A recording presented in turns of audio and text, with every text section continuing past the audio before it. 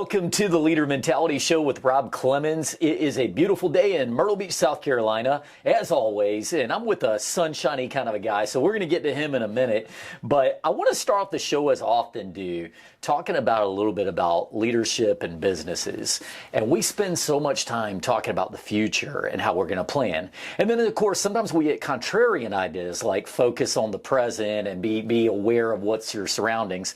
Truth is, you got to do a little bit of both.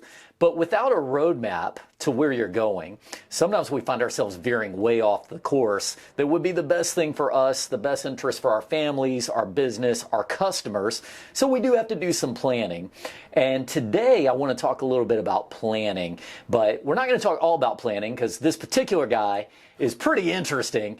And so I'm going to introduce him. Now that I've given you a good intro, we have Michael Sokolik from Paradise Financial Strategies. Yes, sir. And he's here on the show. Hey, man.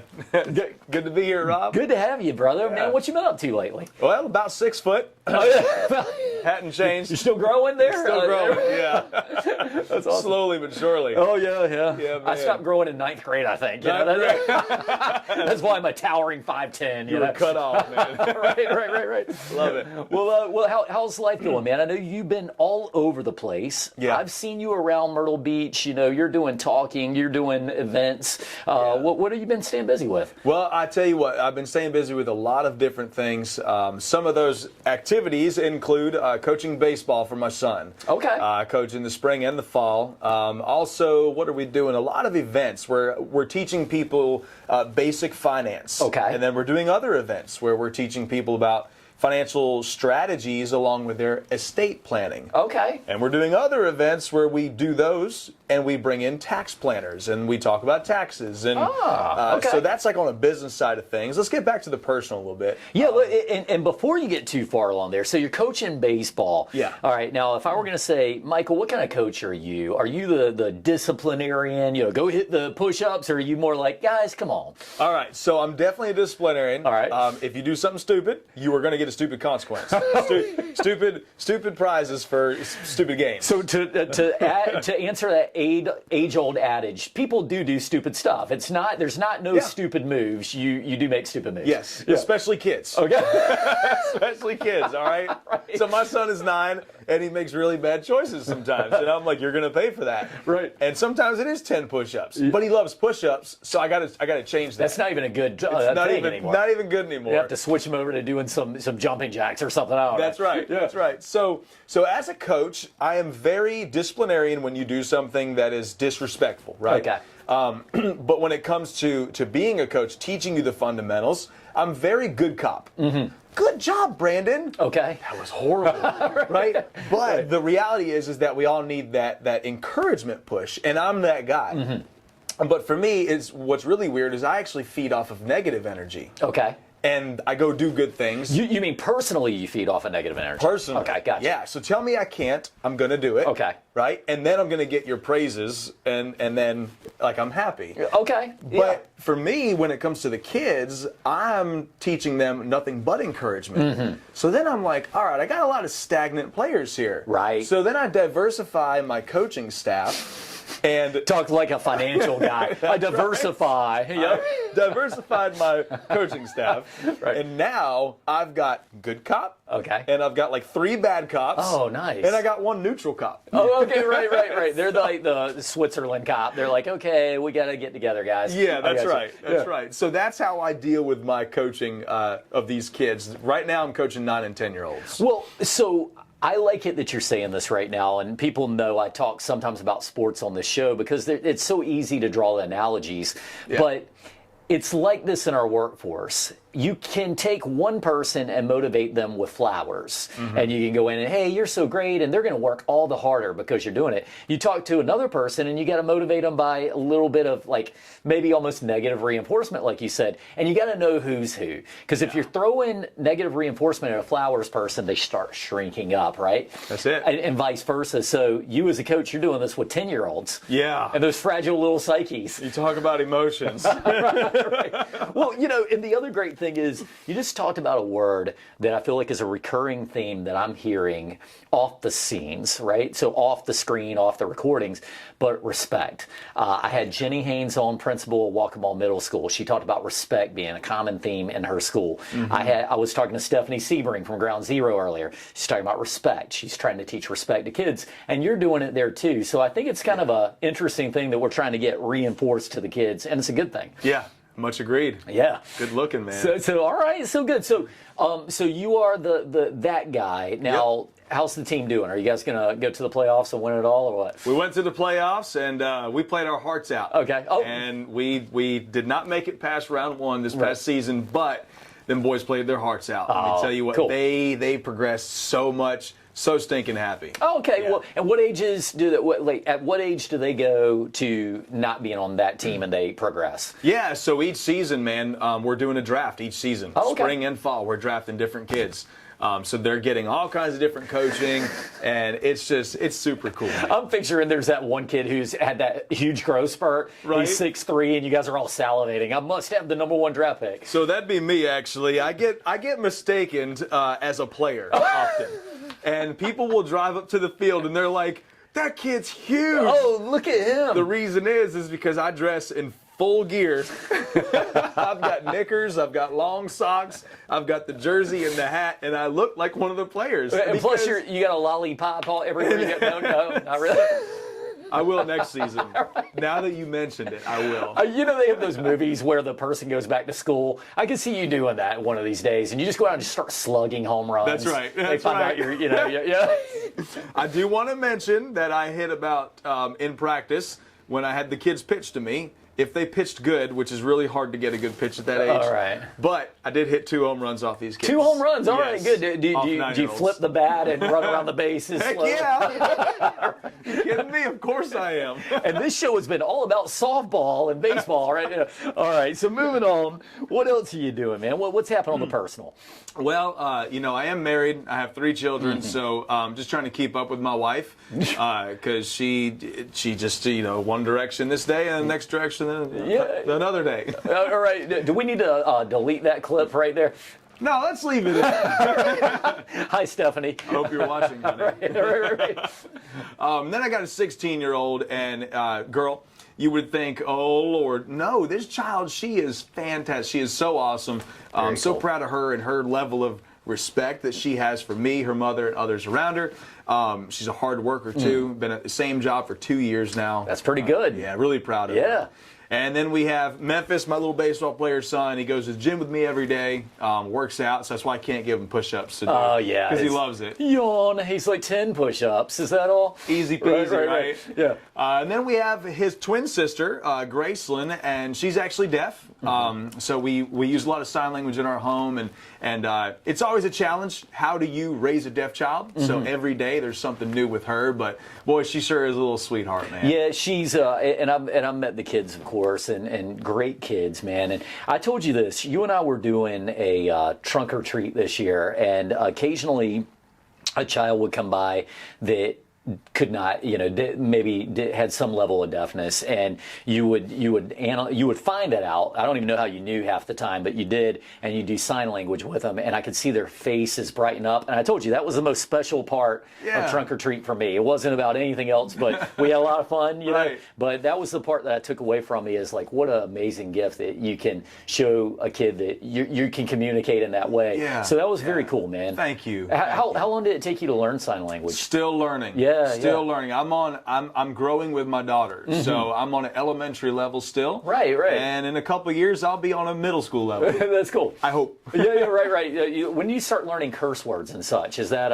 Oh, that was first. That was first and foremost. And don't you dare do it on the show. We don't want to see any stuff. I wouldn't know if you did it either. That's what I'm saying, right? But somebody would. Somebody would. Oh, that's awesome. Well, good family, and they all have these references to Elvis, it feels like. Tell us a little bit about that. Yes, so all three of my kids are named after Elvis. I got Presley, Memphis, and Graceland. And there's good reason behind that is because I am an Elvis fan. Yeah. So I try to wear my hair and my sideburns like Elvis, if you can see. And right now I'm actually growing in this really small beard. I'm trying to get the Tony Stark Iron Man look going. Oh, okay. Are you going to like eventually shave it into okay, Yep. all right. I talked to a barber this morning. She said, grow it out a little more and we'll shape it right up. And so I'm super excited, man. So kids, next year, he may not be dressed as a baseball player. You may come in as Tony Stark. I might come in as Tony Stark. Right, yes. all right, very cool, very cool. That's awesome, man. It is, man. Well, I mean, we're going to talk a little bit more about your background because I want people to know how you got here. But let's talk a little bit about the community side of things. Sure. It seems to be a passion of yours of giving back to the Myrtle Beach area. And I think that's such an important thing for anybody that's connected as a business or as a leader or, whatever you happen to be doing, right? Yeah. So what kinds of things are you doing right now? Man, so I grew up here. I grew up in Sokolik. And so giving to the community is something that's really, really near and dear to me. So there's a lot of things that I do. I'm involved with the Myrtle Beach Chamber, the Horry Georgetown Home Builders Association. What's the other one? It'll come to me in just a minute. Right. So and the Myrtle Beach Pelicans. That's right. Okay. So with the Myrtle Beach Pelicans, my wife and I founded Deaf Awareness Night out there. Landed in the Baseball Hall of Fame the year after. Really? Yes, with that event on a permanent display. So that's really cool. As a baseball fan, I'm having that recognition is awesome. Also, I'm involved with the Myrtle Beach Chamber. I'm an ambassador for them. So my job is to kind of be like a liaison with the chamber and the members and just keeping in touch with them, make sure that they're utilizing their memberships, but it builds relationships at the same time. Yeah, and what a great chamber we have here. Yes. I mean, this is one of the most active chamber of commerce. And actually, this area has some very good ones, but I'm also a member of the Myrtle Beach. And I got to tell you, they're always doing something. It's a great place to be. Yes, it really is. And we have like a 95% retention rate, which is the greatest among the whole nation, actually. Yeah, that's pretty awesome. So yeah, it really speaks volumes. Okay, before we get too far away from it, you talked about the Pelicans and deaf awareness. Yes. What's the exact title of it? Oh, it's the Deaf Awareness Night. Okay, Deaf Awareness Night. Pelicans Ballpark, yeah. So how did you come up with that concept, and how did you get the Pelicans to adopt it? Yeah, so I met with a couple people, one who is deaf, one who's married to a deaf man. And we were just chatting, and I said, what do y'all think of this? And they were like, yes, let's do it. And so I got with Ryan Cannella over at Myrtle Beach Pelicans, because he said, we're always welcoming something unique to come in. Okay. And I told him, he said, this could be cool. And let me tell you, that guy took that thing and he ran with it. Oh, man. Yes, Yeah. we had interpreters throughout the entire stadium, helping the folks who were deaf order food, interpret the game. There's a silent inning where it's nothing but interpreters. There's no voiceover. Okay. Right? We have deaf celebrities come in. Curtis Pride was our first one. He played for the New York Yankees. Nice. He's the head coach at Gallaudet University for baseball, and he's deaf, so that was cool to have him around. We had Matt the Hammer Hamill. He's a UFC fighter who's deaf. And that guy, he is funny. Is he jacked in real life? He's jacked in real life, dude. Yeah? Yes. He almost stepped on me. All right. That's awesome. He's so much fun. So it's just a really, really good time. It's a fun event. Well, I think it's really cool. And it's interesting you mentioned the celebrities that have come out, because I was going to ask you, about some maybe famous sports stars who are deaf and succeeded. I remember, and I'm hoping I get the statistic or the person right here, but I believe there was a football player named Kenny Walker that played in the NFL years ago, and it was so amazing because in NFL there is still so much verbal talk. It's be over here, over there, and he was amazing because he was actually a really good player, and he managed to do it without being able to hear. And I think it's just an amazing triumph. Yeah. That you can take something, and some people go, I can't hear, I can't do it. Right. It's like, no, I'm going to do it because I'm passionate about it. And I think that's something we can all get behind. Yeah, certainly, man. There's this thing that the deaf in our community say, and it's deaf can. That's it. Okay, Def Can. Yeah, that makes sense. Yeah, Very cool, man. Awesome. So what other kinds of things as far as the community outreach? Yeah, so I'm also part of the Home Builders Association with Horry Georgetown, and that one is really cool. I served as vice president last year, 2022. Right. So that was cool. That's when I was a builder. Yeah. And now I'm just a member, but I'm really trying to stay involved with the other people there because I have a heart for people in the building industry. You know, that's a tough industry to be in so many different ways. So I just really love getting involved with them. They are so community oriented, and that's what kept me, you know, involved with the home builders. And I love it that you did. So this is a great segue into how you got where you're at right now. Yeah. You know, you're with Paradise Financial Strategies, and I remember years ago when I first met you, you were already thinking along the planning side of things. And I knew that about you when you were still in construction. But tell us a little bit about how you got to where you're at now, and if you would kind of touch on how you're in construction and at some point decide that you want to get onto basically what feels like a very different career. Right. Well, I just want to say that first, I'm not the only construction guy to leave and go to financial services. Okay. I actually have a local friend who did the same exact thing. Wow. It's amazing. So I started back in 2017. I sat down and did my first real paper budget with a couple who came over to help us. Fast forward, took a Financial Peace University class. It's a Dave Ramsey program. Love him or hate him, he's definitely helped me get out of debt with that program. So I just took charge there, man. And while I was doing that, seeing the results, I started sharing that with other people in 2018. And when I did, other people were seeing results. Right. And when they would see results, I got them in touch with my financial planner, who I was using, and they started investing, same as I was. So he says to me, "What are you doing with these people?" And I'm like, "I'm just teaching them how to budget. I'm teaching them how to plan for their future, teaching them how to get out of debt, get their emergency fund squared away, and then it's up to you and, you know, getting their life insurance in place, and investments." And then one day, after like 5 years, he's sitting on the front porch of my parents' house, Memorial Day weekend, and they're talking about investing a big chunk of change. And I come out in my swim trunks, says, "Hey, Travis, what's going on?" And he says to me, he's like, "When are you going to become a financial advisor?" And I was like, "Hold it. Like, stop right there, man." And I said, "I can do that?" "Yeah." So I took 30 days. I reflected every single day, and I prayed every day, and I wrote everything down. And July 1st of 2022, I said, "You know what? I'm going to start studying." So I did. And come January 19th of 2023, I had all my securities licenses and everything ready to rock and roll, life insurance, so on and so forth.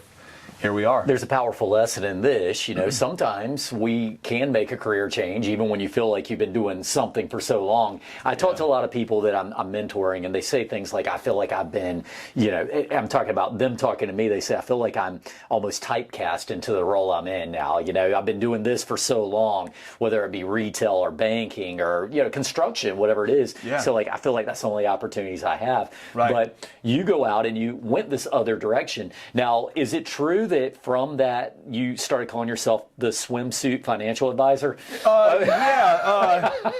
Scratch that. I was thinking about the whole swimming pool you get out and get your no, but with that being said, and so he is not the swimsuit financial advisor. That's right. But no. Tell me what inspired you about this, because obviously there must have been something that you were just like, you're doing it and you're like, "Eureka, I love this." Yeah.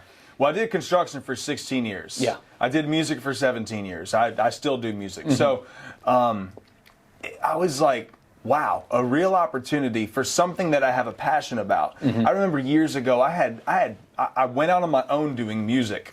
Took a little sabbatical from construction and everything. It was during the recession. I said, "I'm going to go make a living doing music." And I lived on $5,000 for 12 months. Wow. And I finished the year off with $5,000. Really? I was like, I broke even the whole year long. How did I do that? I don't know how I did it. So I have this passion for seeing people having the potential to do something greater.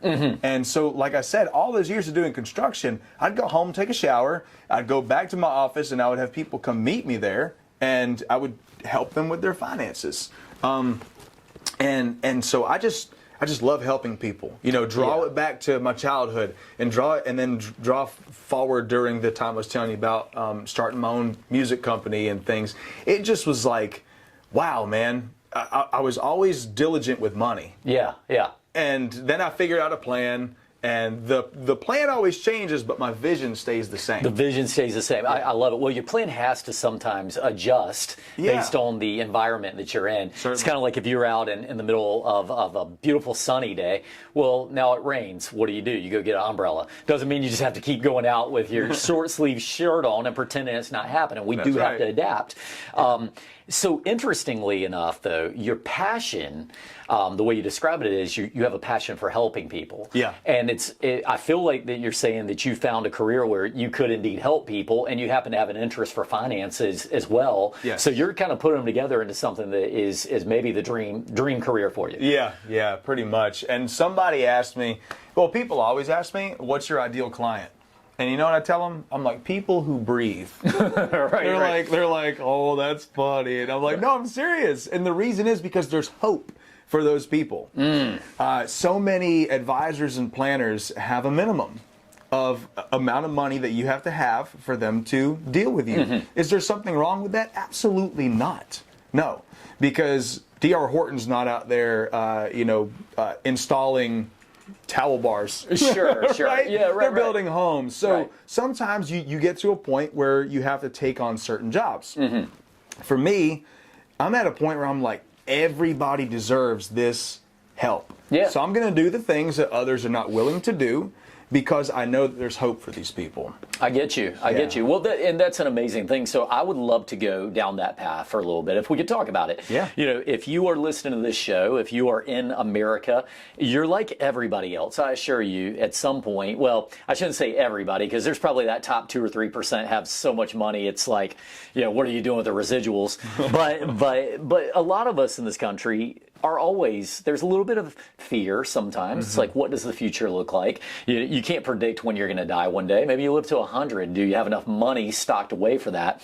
So if we could, let's talk a little bit about what you see are things that are happening in the market with people that you're meeting. Talking financial strategies, though, we talked about people who are older, younger, different, slices of life, as it were. Tell me a little bit about some of those strategies, if you can. Yeah. Well, look, we're going to do that. We're going to talk about the younger, the ones in the middle, and the ones who are a little older real quick. Right. We'll just break it down into 3 simple segments, all right? So you have your growth phase. And in your growth phase, this is where you're putting away money that's, you don't have to put away a lot, right? But you just put away money from your income, and you have the growth potential. So this is what you use during your years of working, being young, being active, having the ability to build wealth using your income. Okay. Right? Then you got phase 2, which is income. Well, what exactly is income? Now we're like in retirement, okay? So what we want to do is we want to generate an income that's going to continue to feed us throughout retirement, whether it's using dividends or just strategizing in different ways. So that's how we're going to go through the retirement years. And then you've got like your preservation, you've got your I'm getting older and I really need to hold on to this money. Then we've got another bucket that we're going to dive into, preserving your wealth. There's different vehicles out there for preserving the money that you have so you don't outlive it, or just to really make sure that you're staying focused to meet that goal of, the end. Right. Well, what a thought, right? Right, and it's something that happens, so it's got to be a part of the conversation. And we try to make that as comfortable as possible. So really, you've got 3 phases: growth, and then you got your income, and then you got your preservation phase. But there is no one-size-fits-all whatsoever. It's just a platform to run on, and then again, once we hone in on that little bullseye, we figure out what's going to be right for you at what stage of life. Interestingly, I had a person we built a home for years ago, and as I try to do with all my customers that I work with, I always want to have a little bit more of a friendship bond than just strictly relationship of financials and things. And so I've kind of maintained some contact with him over the years, and he was talking about this money he saved up over the years, and they've got it invested. They had a financial planner, so I mean, they're trying to do it the right way. And as I was talking to him, he retired in his mid-60s, and now he's looking and saying, well, what if we live to 85 or 90? You know, as people live older. Is there... How does that work, man? I mean, because I'm seriously, like, are you planning for, well, look, the typical person lives to 85, so we're going to try for that? Or do you have, like, a ultimate fail-safe that says, look, if you make it to 105, here's what we're going to do? Absolutely, yes. Yeah, there is. So that's where that preservation stage comes into play. And there, like I said, there's different vehicles that you can use for these things. A word that usually gets a bad rap is the word annuity, right? Because people think, oh, surrender periods, and they think high fees and charges. But again, there's always an appropriate vehicle to reach the vision. So does an annuity fit you? Is it fixed? Is it indexed? Is it variable?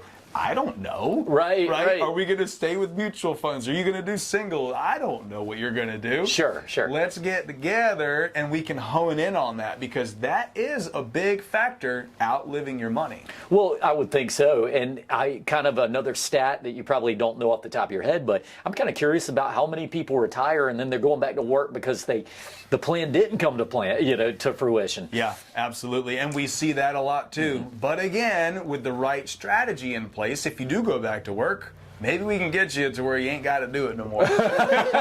And that's financial planner talk. You ain't got to do it no more. Yes, sir. There's a little bit of Elvis in there too, I'm sure. You know it. Very cool. Well, so as far as the community stuff, the financial stuff, it's amazing to see what you've been doing out there. So from my perspective, I'm looking at advice to the people. You know, you're looking at somebody who's a different age. I can imagine some people are like, I'm so young, I don't need to invest right now. You got some people who are like, I'm too old to invest right now. You got people right in the middle who are like, oh, I wish I would have put more in right now.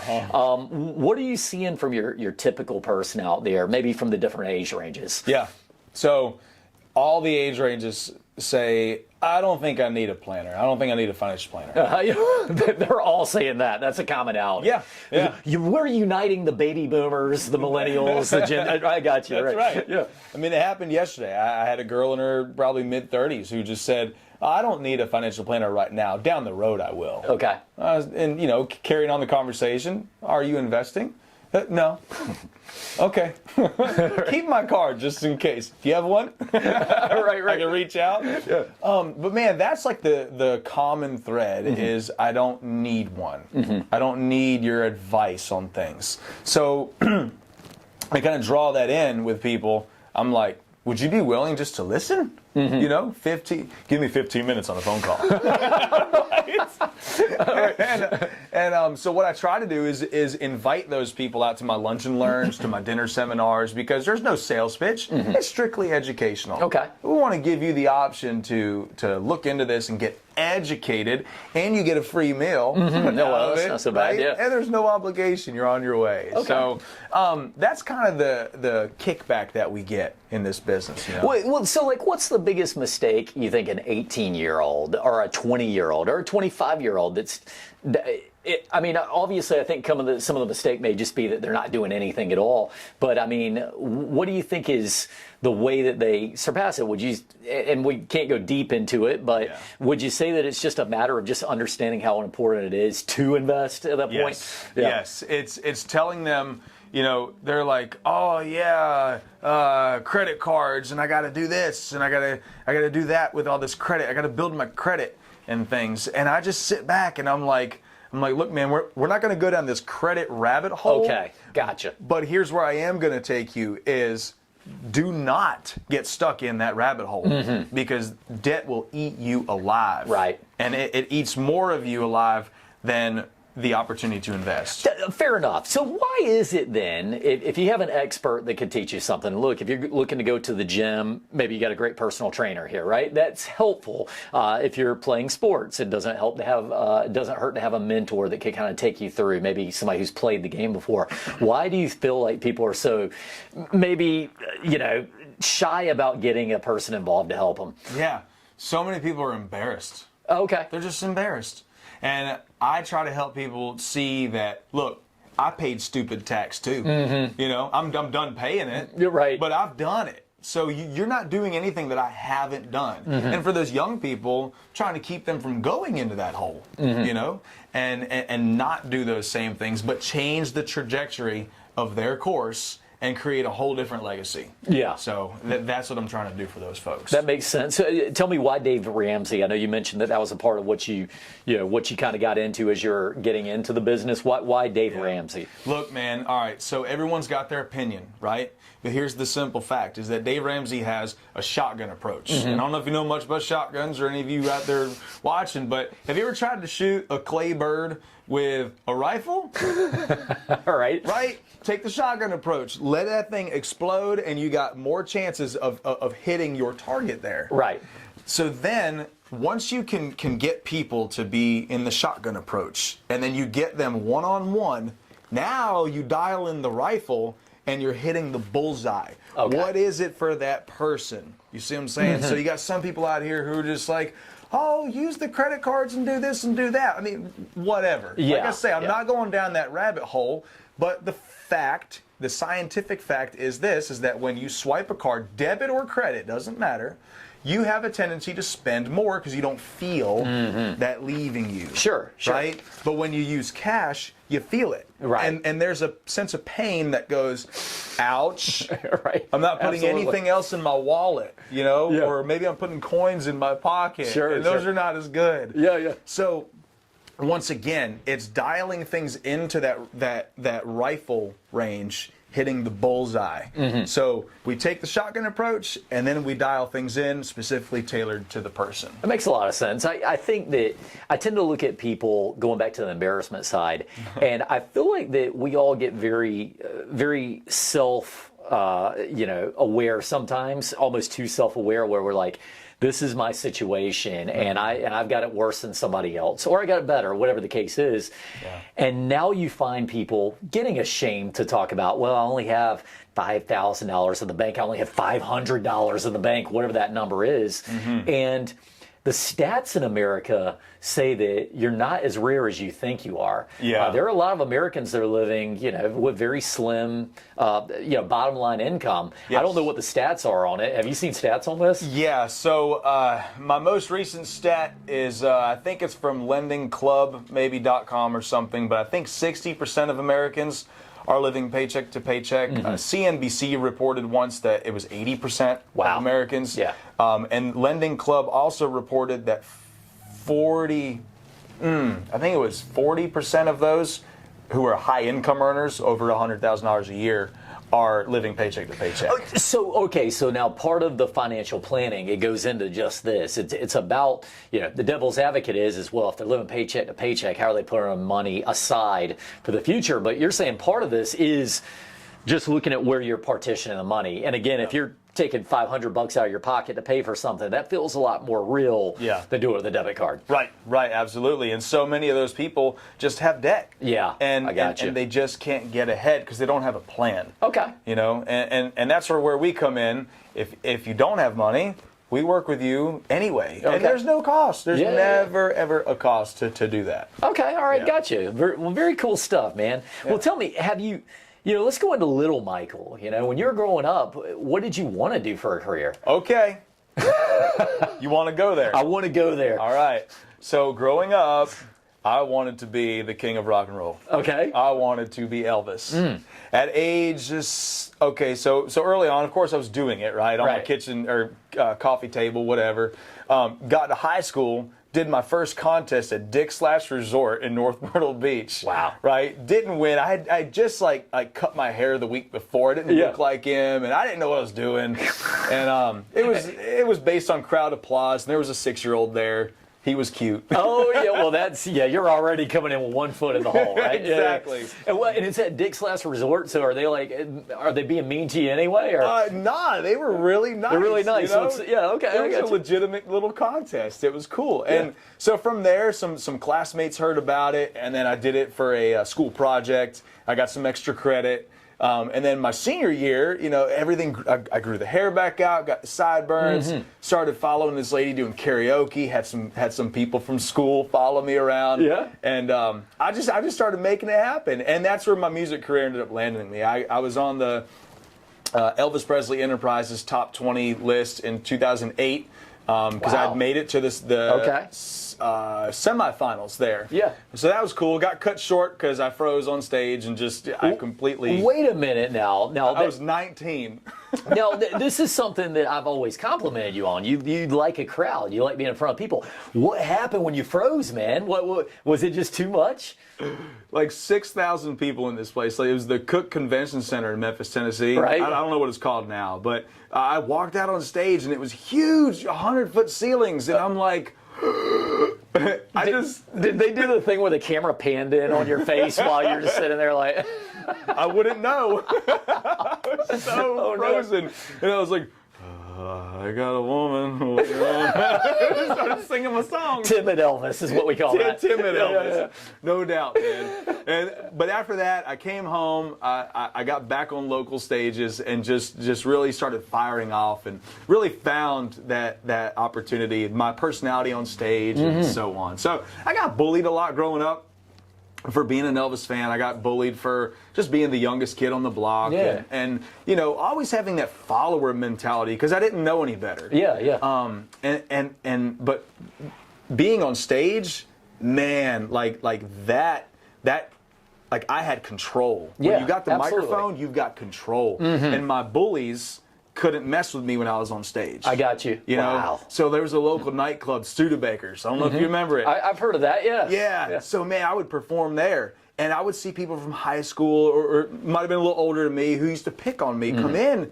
And they couldn't do it no more. Wow. Michael's got the mic. Yeah. You know? Oh, wow. So I just took that and I ran with it, man. I was like, yeah. That's Look at me really now. cool. Yeah, exactly. Well, Yeah. and then, so were you always an entertainer as a kid, even before the Elvis and all Oh. Honk, honk. Class clown, man. that? the bow tie that spins. Yep. Spinning bow tie.